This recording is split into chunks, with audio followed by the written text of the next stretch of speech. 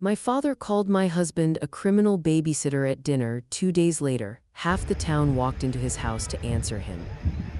My name is Wren Sutter, and I'm 32 years old. For 6 years, I didn't speak to my father. Then I made the mistake of bringing my husband home for my grandmother's birthday. At the family table, my father asked my husband what he did for a living. Micah said he was a public defender. My father laughed right there in front of everyone. A public defender, he said, so you get paid nothing to keep criminals out of jail. The whole table went quiet. My husband didn't argue. He just nodded, calm, and reached for his water like nothing had happened. But I knew that quiet, and I want you to remember it, because 2 days later, my husband brought something to a second family dinner that made my father go completely silent, and what walked through that door that night, I will never forget for the rest of my life. Welcome back. If you've ever watched someone you love get measured by a number instead of who they actually are, this story is for you. Stay until the end, because it ends in a way I genuinely did not see coming, and drop a comment telling me where you're watching from tonight before we start. Let me tell you about my husband first. Micah and I live in a narrow 2-story house on the edge of Ashford Falls, the kind with a porch swing that squeaks and a filing cabinet in the spare room that never quite closes all the way. I'm a paramedic with the county EMS service, and I work mostly overnight shifts. Micah has been a public defender for 14 years, representing people who can't afford anything better, which in a town like ours is most people eventually. Most evenings he's at the kitchen table with a stack of case files until well past midnight. His phone buzzes constantly, and it's never spam. It's former clients, people he represented a decade ago who text him when they land a job, people who text him on the anniversary of the day their case got dismissed, just to say thank you. A man texts him every year on his daughter's birthday because Micah helped him get custody back after a rough stretch. Micah answers every single one of them. He never mentions it to anyone else. That's simply who he is. I've watched him talk a terrified 19-year-old through what a plea deal actually means at 11 at night over the phone, then get up at 6 the next morning and be in court by 8 with a coffee he forgot to drink. He is the calmest man I have ever known, and it takes an extraordinary amount to rattle him. In 5 years of marriage, I had seen it happen exactly twice, and my father managed it in a single sentence over pot roast in front of my entire extended family. What scared me wasn't the sentence itself. It was how easily Micah let it slide off him, the way you let something slide off you when you've been called worse and survived it. He had. I simply didn't yet understand how much of his life had been spent being underestimated, or how many people were about to remind my father of exactly that. I didn't always know men like Micah existed, because in my father's house a person's worth was a figure on a balance sheet. Dean Holloway grew up with almost nothing and built a regional real estate development company out of one strip mall and a bank loan he nearly didn't get. By the time I was in high school, he had money, a large house on the hill above town, and a hallway of framed commendations he polished himself every Sunday. He measured people by what they earned. When I told him at 19 that I wanted to be a paramedic, he didn't ask if it would make me happy. He asked what the starting salary was, made a face, and said something about how he hadn't raised me to spend my life scraping people off highways for minimum wage. My mother, Carol, agreed with whatever he said, the way she always has. I paid my own way through EMT certification and then paramedic school, night classes and double shifts, and a used car that died on me twice. My father called it stubbornness. I called it the only clean thing I owned. For a long time, I still wanted him to be proud of me, which is the part of this story I'm least proud of myself. I kept showing up to Sunday dinners, kept absorbing the comments, kept hoping this would finally be the year he said something close to good job. It never came. And then 6 years ago, something happened at a dinner in that same house that made me stop hoping altogether. I packed a bag and stopped answering his calls. I'll tell you what happened, but not yet, because first you need to understand why, after 6 years of total silence, I ever agreed to walk back through that door at all. The reason was my grandmother. Vivian Holloway is my father's mother, and she is 83 years old, and she is nothing like her son. Vivian is sharp-tongued, funny, and allergic to anything that looks like showing off. She's worn the same winter coat for close to 20 years. And given the difference to the county food bank every single winter without telling anyone. Through all 6 years I stayed away, she was the only one who never let the thread go slack. She sent a card every month, just a line or two in her increasingly unsteady handwriting. Thinking of you. The dogwood bloomed early this year, still here. I kept every one of them in a drawer by my bed. Then in September she called instead of writing, and her voice was thinner than I remembered it. Wren, honey, I'm turning 83, she said. I would very much like to see you before I don't get the chance, and I would very much like to finally meet the man who married my granddaughter. I stood in my kitchen and couldn't speak for a second. She waited, patient the way she'd always been. Your father will behave, she added, which we both understood was a hope rather than a promise. Then she said something strange. There are things about this family you don't know yet, sweetheart. Come home and I'll tell you some of them. I asked what she meant. She only laughed, soft and tired, and said, bring your husband, he'll understand more of it than you think. I didn't know what to make of that sentence at the time. I only knew she was 83 and I had already missed 6 of her birthdays, and I would not forgive myself for missing what might be the last one that truly mattered. So I said yes. Micah didn't hesitate when I told him, which is the thing about him you learn to expect after enough years together. I told him everything about my father over dinner that night, braced for him to try to talk me out of going. He just listened the way he listens to a client finally telling him the truth about their case, and then he said, "Let's give your grandmother her birthday." I wasn't naive about what we'd be walking into, so I planned. I booked us a room at the Motor Lodge off Route 12 under my own name and paid it in advance.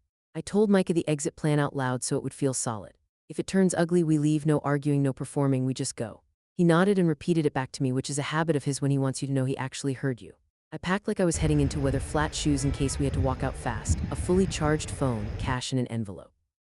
I warned him about the hallway of commendations, about Dean Holloway's business partner Grant Ferris, about the way my mother's compliments come with hooks buried inside them. Micah absorbed all of it and asked only one question. "Does your father know what I actually do for a living?" I said no, it hadn't come up in 6 years of silence. He nodded slowly, filing it away, and said, "Then let him ask." I didn't understand the weight underneath that yet. I thought the worst thing that could happen was a cold dinner and an early exit. I had no idea my father was about to hand my husband the exact question that would take our family apart and then put it back together in a shape he never expected. The Holloway house sits on the ridge above Ashford Falls behind a wrought iron gate my father had installed purely to have a gate. The birthday dinner was held in the formal dining room, the one lined with his framed commendations. There were close to 20 of us, aunts, cousins, my mother drifting around in her pearls, and Grant Ferris, my father's longtime business partner, seated at the table like family. Vivian sat at the far end, small and bright-eyed, watching everything the way she always does. Micah shook every hand and remembered every name within minutes. For a while it was almost fine, then my father tapped his glass and turned the full weight of his attention onto the new man at his table. "So Micah," he said loud enough for the whole room, "Wren never tells us anything. What is it you do for a living?" The table quieted the way tables do when the host is waiting on an answer. Micah set down his fork. "I'm a public defender," he said, 14 years now. My father blinked, then smiled, and I knew that smile, and my stomach dropped before he even opened his mouth again. "A public defender," he repeated like it was the setup to a joke. He looked around the table, gathering his audience. "So you get paid nothing to keep criminals out of prison?" Someone laughed, then stopped abruptly. My mother studied her napkin. Grant Ferris studied his wine. The whole table went silent, the good silverware suddenly very loud against the china. I felt my face go hot and opened my mouth, and under the table Micah put a hand on my knee, not to stop me but to steady me. He looked at my father and nodded once, calm as still water. "That's one way to put it," he said. That was the whole response. He reached for his water and took a slow sip. My father had been waiting for a fight and hadn't got one, which only made him louder, not quieter. But I wasn't watching my father anymore by then. I was watching my grandmother. Vivian had gone very still at the end of the table. Her eyes darkened, her jaw set, looking at her son like she was seeing something she'd hoped had finally left him for good. My father recovered the room the way he always does, by talking about himself. He walked Micah over to the hallway of commendations like a tour guide, developer of the year twice, a photo with the governor, a plaque from the Chamber of Commerce. Then he got to his favorite. "In this one," he said, tapping a framed certificate, "is my donation to the Ashford Falls Legal Aid Clinic. Biggest gift they got that year. Even I give back, you know," he added, like giving was a strange hobby he'd tried once out of curiosity. I knew about that clinic. For close to a decade, an anonymous donor had been quietly covering bail and legal fees for local families who couldn't afford either, and nobody knew who it was. It was the town's favorite open secret. My father loved being near that mystery. He donated once publicly and let people wonder if maybe he was the secret benefactor. He wasn't, but he liked the doubt hanging around him. My mother drifted over and added her own contribution.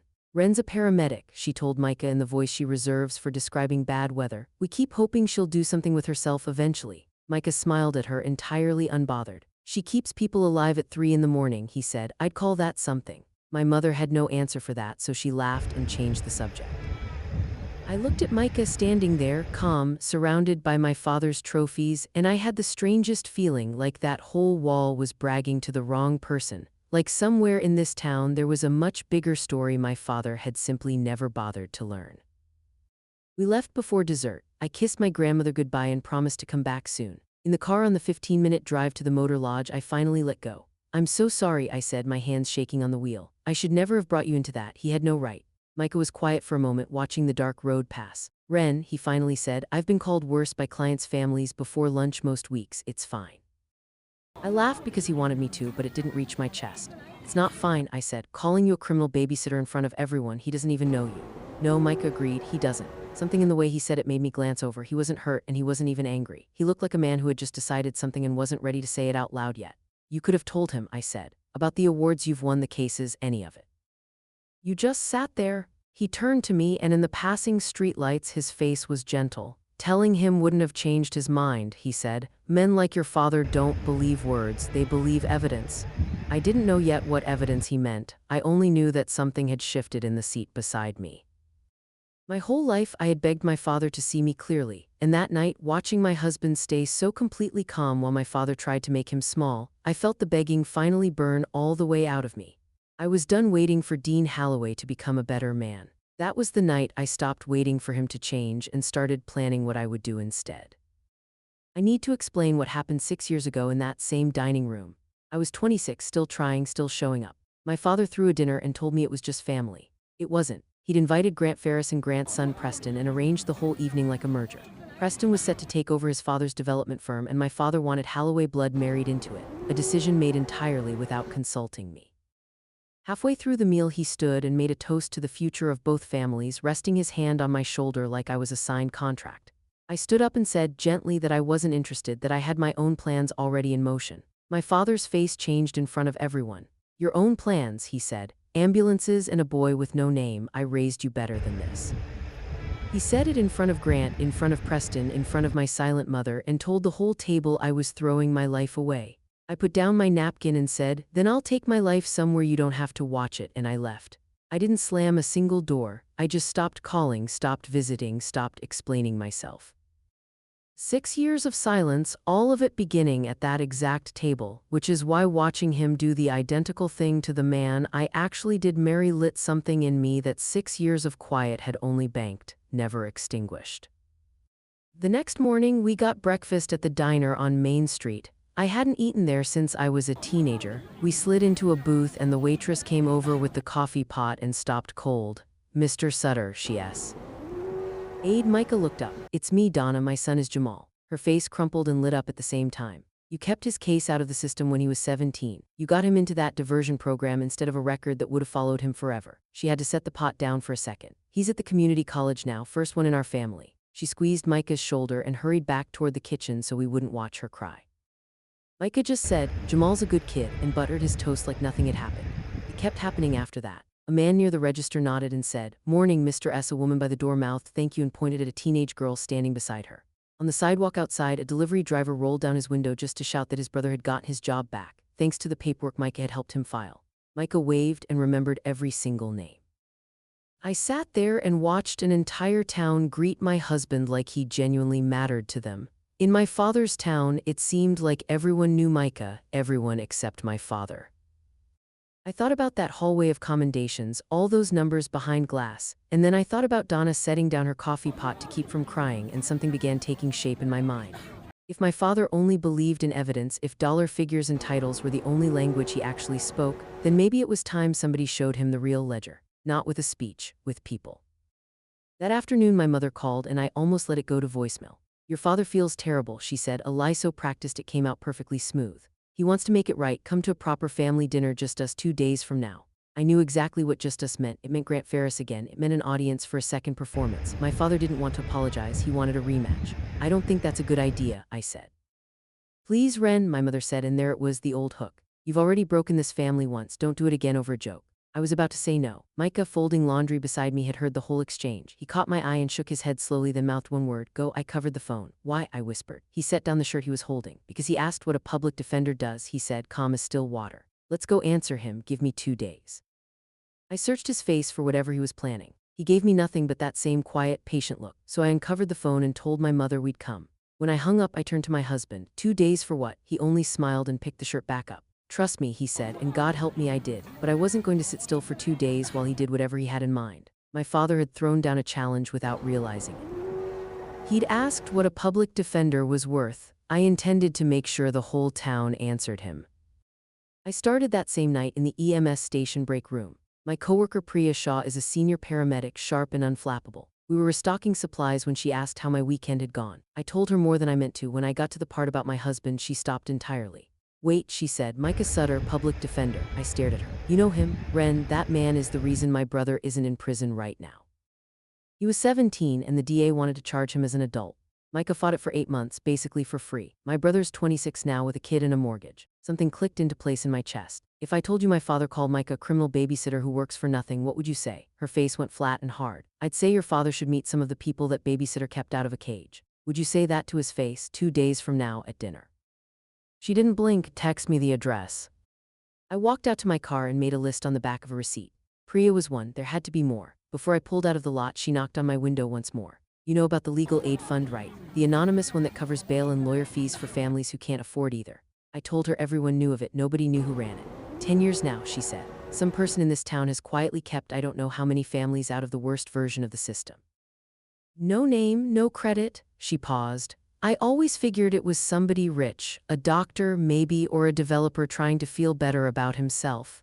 I drove home slower than I needed to because something was turning over in my mind and I didn't like how neatly it fit. For as long as I'd known him, Micah had been strangely careful with money. We had enough, but never quite as much as 2 decent salaries should have left us with. He drove a truck with close to 200,000 miles on it and never wanted anything for himself. Early in our marriage, I'd found a stack of blank envelopes in his desk and a bank slip I didn't recognize, and he'd simply said bills and kissed my forehead and I'd let it go. Now I sat in the driveway with the engine ticking, doing math I couldn't quite make myself believe. It was too big, too quiet, too exactly like him. I didn't have proof yet, but I knew where he kept the things that mattered to him.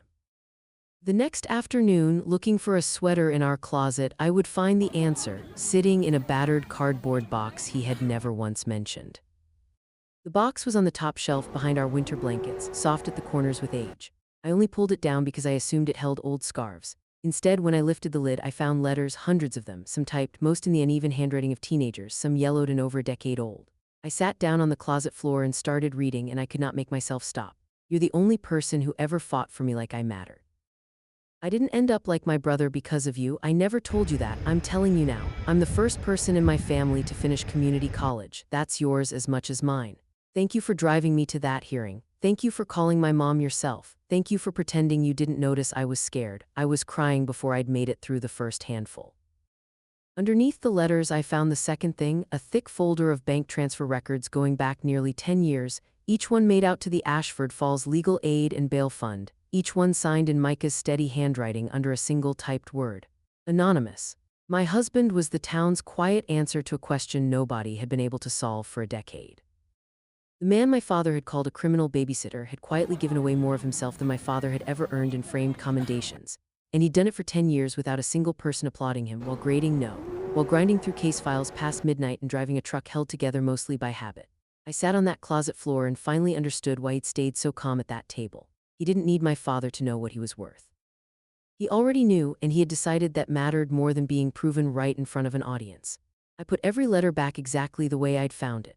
I closed the box, but I did not put it back on the shelf because in 2 days my father was going to ask again what a public defender does, and I had just found the answer, sitting in a cardboard box my husband had assumed no one would ever open. If you've ever watched someone you love get judged for what they earn instead of who they actually are, then you already understand why my hands were shaking on that closet floor. Stay with me because what happened at that second dinner changed everything for my family, and it isn't remotely what I expected going in. If this is landing with you right now, take a second to subscribe so it finds someone else who needs to hear it tonight. That evening I asked him about the box. I didn't accuse him of anything. I just said quietly, Micah, I found the letters and the bank records. He was at the sink and his hands went still in the water. He didn't turn around right away. When he did, he wasn't angry. He looked almost shy, which I had never once seen on him.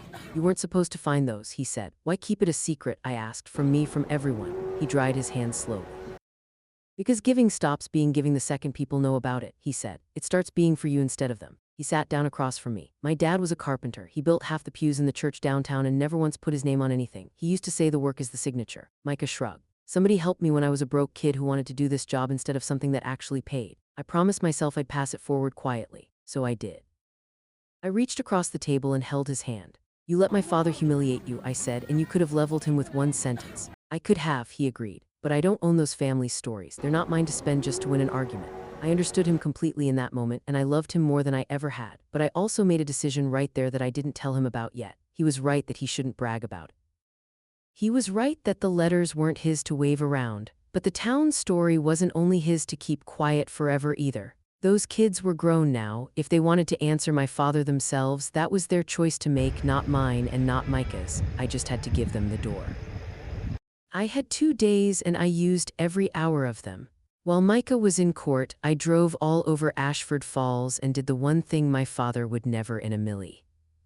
On year's due, I asked people about a public defender. Deputy Sheriff Ray Kowalski met me at the station, a big, quiet man in his mid-40s. When I told him what my father had said, his jaw worked for a second before he answered. Sutter fought a bogus charge for me when I was 19 and about to lose a football scholarship over a fight that wasn't my fault, he said. I'd have had a record instead of a badge, ask anybody. He grabbed his hat. What time's dinner?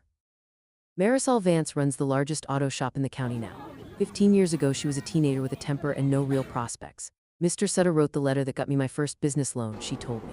Bank turned me down twice. His letter turned it around. I've hired 30 people since. She shook my hand hard. We'll be there. I found Danny Okafor between meetings, 28, recently elected to the county council. My mom cleaned motel rooms for a living, he told me. Micah covered my bar exam fees when I couldn't, never asked for a thing back. I write policy now, tell me where to be. I didn't have to push a single one of them. That's the part that stayed with me most. I said the words my father had used, criminal babysitter, works for nothing, and watched each of their faces go quiet, then hard, then absolutely cert. By the second evening, I'd lost count of who was coming. The list on my receipt had spilled onto 3 more scraps of paper. I drove home in the dark with my throat tight, terrified and sure at the same time. My father wanted a dinner. He was about to get one he'd remember for the rest of his life. That night my mother called again to confirm the arrangements, though what she really wanted was to soften me up in advance. Wear something nice, she said, and please, Wren, don't make a scene. Your father only ever wanted the best for you. You were always so dramatic. There it was, the word she'd used my entire life to describe the moments I told the truth. But then she surprised me. Her voice dropped just for a second. You know, I wanted to teach kindergarten once, she said. Before I married your father. Then she caught herself and the pearls went back on in her voice. But that's no life. Your father was right about that, and she hung up before I could respond. I sat there with the phone in my lap and felt, for one strange moment, genuinely sorry for her. She had buried a whole version of herself to keep the peace and had spent decades telling herself it was wisdom. But sympathy isn't the same thing as surrender, and I remembered every single time she'd watched my father cut me down and said absolutely nothing. Later I told Micah I was scared. What if I'm just becoming him, I asked. Ambushing people at dinner, making a scene. Maybe he's right, maybe I am the dramatic one. Micah took my face in both hands. You're not exposing me, he said. You're not making a scene, you're opening a door. Every person who walks through it is walking through on their own 2 feet. That's not drama, Wren. That's just what happens when a town finally gets the chance to speak. I held on to that because in less than a day I was going to walk back into the room where my father had broken something in me at 26. And this time I would not be walking in alone. The morning of the dinner, my grandmother asked me to come by early. She was in her garden in that same old coat, pruning roses that didn't need pruning. Sit, she said, and I sat. I told you there were things you didn't know, Vivian said, setting down her shears. I know what your Micah does, Wren, the quiet giving I've known for almost 2 years. I stared at her. How? I ran into him at the bank, she said, smiling. He was mailing one of his envelopes.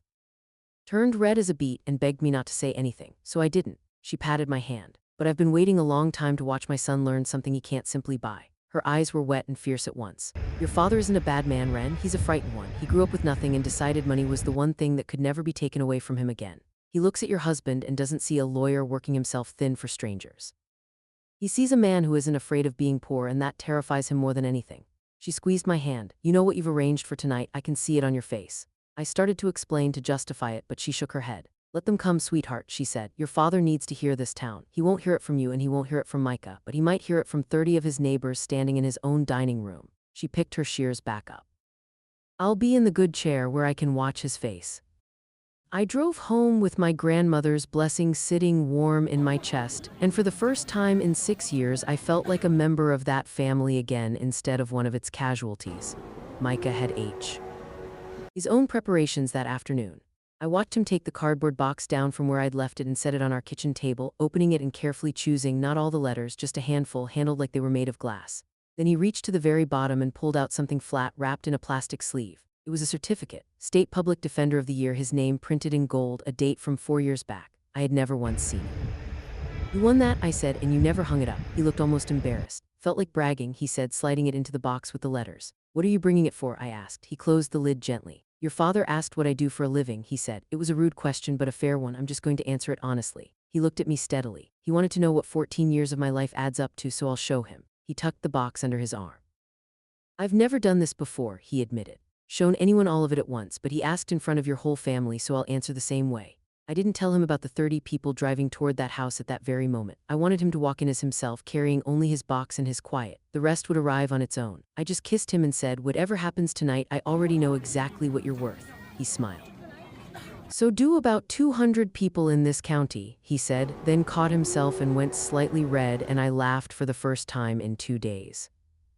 An hour before we left, my father called me himself, which he almost never does. Wren, he said, brisk as a foreman, glad you're being reasonable. Now listen, tell your lawyer to dress properly tonight. Grant's coming, and his boy Preston, successful young man, now runs the whole firm. He let that sit for a beat. I'm just saying it wouldn't hurt for you to see what your options were in case you ever get tired of legal aid wages. I gripped the phone so hard my knuckles hurt. 6 years. 6 years of silence, and here he was, still trying to trade me like inventory, still dangling Preston Ferris in front of me like I was a piece of merchandise that hadn't sold yet. He hadn't learned one single thing. Anything else, Dad? I said very evenly. Just don't embarrass us, he said. This family has a reputation in this town. I nearly laughed out loud. A reputation. He had no idea what this town actually thought or of whom. Don't worry, Dad, I said. By the end of the night, everyone will know exactly what this family is. He took that as agreement. Good girl, he said, and hung up. I stood in my kitchen and let the last of my hesitation drain out of me. I'd spent 2 days half afraid I was being cruel. That phone call cured me completely. My father wasn't a wounded man who'd said one thoughtless thing at a birthday dinner. He was a man who, given 6 years and a genuine second chance, chose to insult my marriage and shop me around to his business partner's son in the very same breath. Whatever happened at that table that night, he had earned every second of it. Here's what almost stopped me before we even got there. In the car, my phone kept buzzing, and not all of it was good news. Priya texted that she might get pulled into an overnight shift. Deputy Kowalski wasn't sure he could get off duty in time. 2 others sent apologies about scheduling conflicts. Danny Akafer had a late council vote he couldn't miss. One by one, the certain things turned into maybes, and I felt the entire plan wobbling underneath me. What if I had built this up in my head and only a handful of people actually showed? What if my father sat there smug at the head of his table while a few stragglers mumbled something and left? What if I had turned my husband's dignity into something that flopped in front of everyone? I pulled over onto the shoulder, hazard lights ticking, and told Micah the truth. I did something, I said. I invited people, your former clients, grown now, to come tonight and tell him who you actually are. And now half of them can't make it, and I think I've ruined everything. I braced for him to be angry or hurt that I'd gone around his quiet. He wasn't. He reached over and put the car back in drive for me, his hand over mine on the gear shift. Wren, he said, even if not one person comes, we walk into that house with our heads up. We eat dinner, we're polite, then we go home to our own life, which is a good one. He smiled. The people are a gift, but they were never the point. You are. I wiped my face and pulled back onto the road. Whatever waited at that table, 3 people or 30, I was going to walk in beside the best man I had ever known, and that was already its own kind of winning my father would never fully understand. The dining room was set like a photograph. My mother had used the good china, the tall candles, the flowers she buys when she wants. As to win, Grant Ferris was already there, Preston beside him in a suit that cost more than our mortgage payment. My father sat at the head of the table beneath his hallway of commendations, exactly where he always sits, like a man on a throne he built entirely by himself. My grandmother was in the good chair, small and calm, hands folded, watching. Micah set his cardboard box down by the sideboard, quietly out of the way. My father saw it and smirked. Bring your homework, he said, and a few people chuckled. Micah just smiled and pulled out my chair. We sat. For a few minutes it was almost a normal dinner. My mother passed the rolls and narrated the menu. Grant talked about the market. Preston tried to catch my eye twice, and I looked straight through him. My father held court, telling a story about a development deal he'd closed, the dollar figure at the center of it as always. The whole time under the table my leg would not stop bouncing because I was listening past him, listening toward the front of the house, waiting. I want you to picture that long table, my father at the head of it, absolutely certain he'd already won, his wall of trophies behind him, his business partner beside him, his silent wife pouring the wine. He thought this was his night. He thought he was about to remind his ungrateful daughter what real success looked like. He had no idea because just as he lifted his glass to make a toast, the doorbell rang. Hold that image with me because that doorbell was only the first one. If you're rooting for my husband right now, let me know in the comments. It genuinely means more than you'd think. My mother frowned. Are we expecting someone? My father waved a hand. Probably a delivery. Sit. It wasn't a delivery. My mother opened the door and Priya Shah stepped in, still in her EMS badge, holding a pie like she'd been raised to. I'm so sorry to intrude, she said warmly. I'm a friend of the family. I heard there was a dinner. She crossed the room straight to my husband. Mr. Sutter, she said, and her voice caught. You probably don't remember every case, but my little brother. You kept him out of adult court when he was 17. Micah stood and his face changed for the first time all night. Marcus Shaw, he said softly. Of course I remember. He's got a family now, doesn't he? Because of you, she said, turning to face my father directly. My family had nothing. This man fought for 8 months, basically for free, so my brother wouldn't spend his 20s in a cage instead of raising his daughter. My father blinked, thrown. That's very nice, but we're in the middle of the doorbell rang again.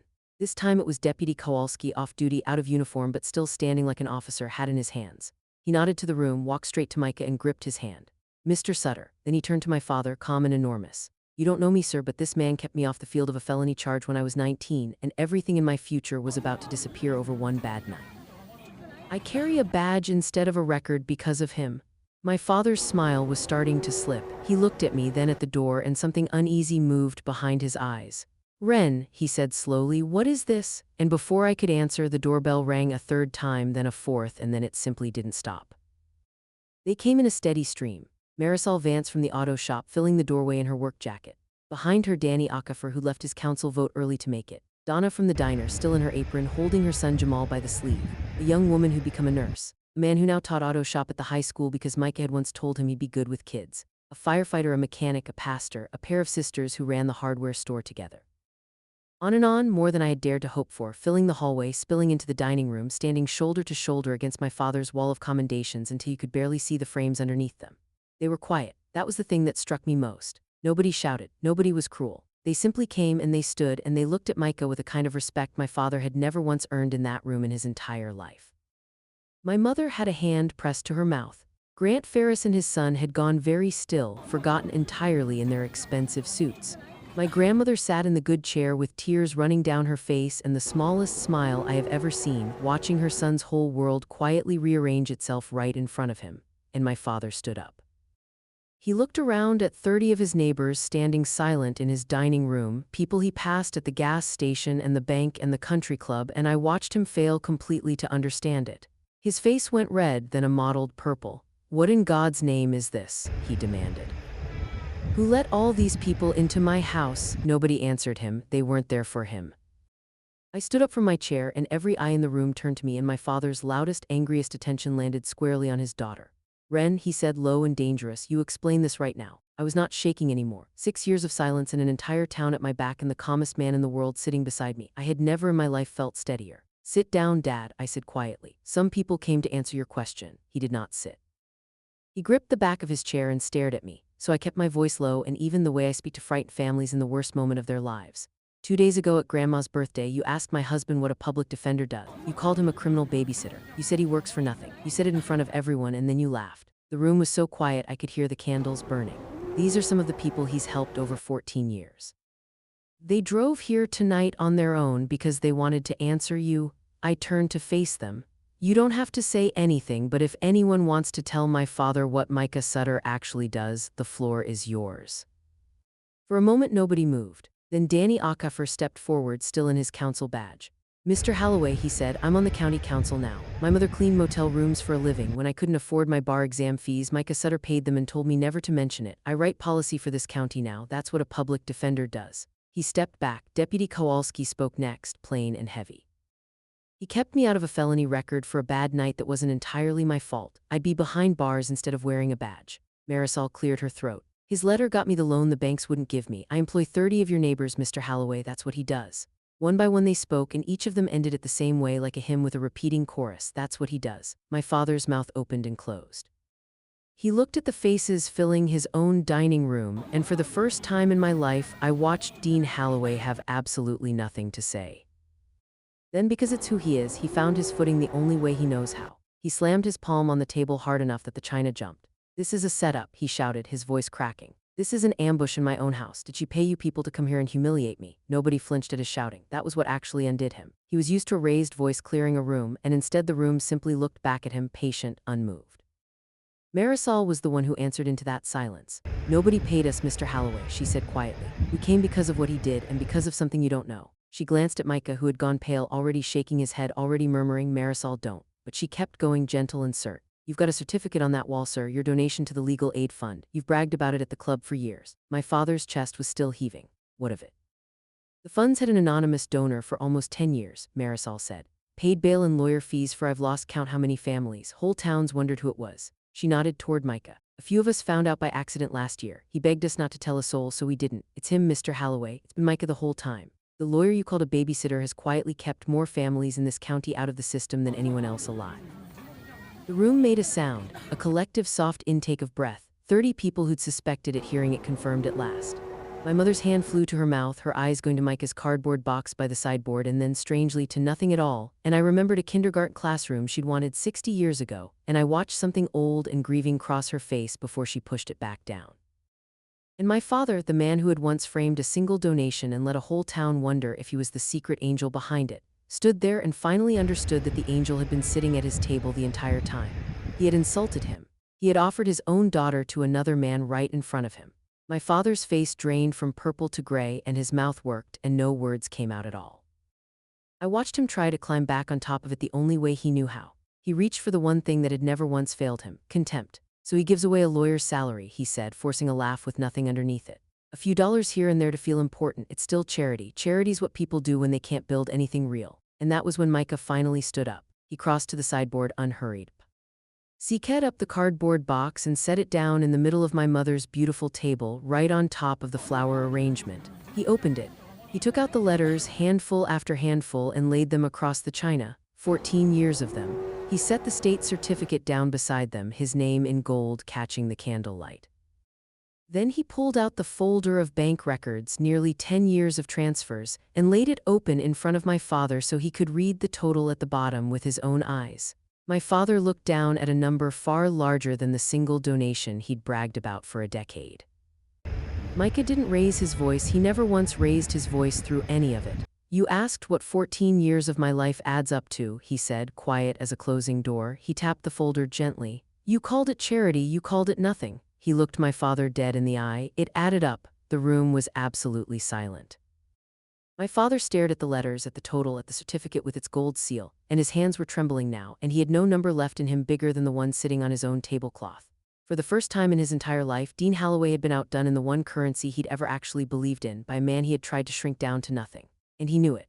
And every single person in that room watching him knew it too. And Micah, having answered the question honestly, exactly as promised, simply stood there, calm, finished, waiting for nothing at all. My father turned on me, of course, because when a man like that can't win, he looks for someone to blame, and I have always been the safest target in his house. "You did this," he said, voice shaking with fury and something underneath it that might genuinely have been fear. "You brought these people to humiliate your own father after everything I gave you. You've always been dramatic, Wren, but this." "Stop," I said, quiet and final, the way I speak to families at the worst moment of their lives. He stopped. "I didn't do this to humiliate you," I said. "I invited them, but not one of them came for you. They came for him. Every single person in this room drove here tonight because of who my husband is." I stood and walked around the table until I was beside Micah, facing my father across the wreckage of his perfect dinner. "You spent your whole life counting money, Dad," I said. "He spent his counting people." I let that sit for a moment. "I came back for Grandma. And I came back so you could see, one time, exactly who I chose, not so you could approve of it. I stopped needing that a long time ago, 6 years ago actually, at this very table." My father's jaw was working. "You don't have to respect him," I went on, steady. "You're clearly not capable of it, but you will never mock my husband in front of me again, and you will never again offer me to Grant's son like I'm a piece of inventory that hasn't moved yet. Those days are over. If you can't manage that, you won't see me. It's that simple." I had waited my entire life to say those exact words, and I said them without heat, without tears, without a single ounce of the drama he'd always accused me of carrying. I just said them plainly and true, and then I stopped and let the silence belong entirely to him. My father did not apologize. I want to be honest about that because I know how this kind of story is supposed to end. He didn't crumble and beg forgiveness. That isn't who he is. Instead, he looked around at 30 people watching him lose, and his fear curdled back into anger because anger was the only room in the house he actually knew how to live in. "Get out," he said, his voice low and ugly. "All of you, this is a circus. Get out of my house." Nobody argued. They didn't need to. They had already said everything they'd come to say. One by one they filed past him, and as they went, each of them touched Micah a hand on the shoulder, a nod, a quiet word, the whole town saying good night to the man my father had called worthless less than 10 minutes earlier. My mother stood frozen by the sideboard, tears on her face, and when she finally moved, she moved to my father's side and took his arm and stayed there. Her one small moment of remembering who she might have been was already gone, folded back into 60 years of keeping the peace. My grandmother rose last from the good chair, slow and deliberate. She walked to Micah and reached up to put her small hand against his cheek. "Now they know," she said. Then she turned to her son and she didn't yell and she didn't cry. She simply looked at Dean for a long moment with a sadness older than all of us combined and said, "Your father built pews in that church and never signed a single one. I always hoped some of him made it into you." Then she walked out on my arm past the wall of commendations into the cool night, leaving my father alone at the head of his long table surrounded by the ruins. The only kind of proof he had ever believed in.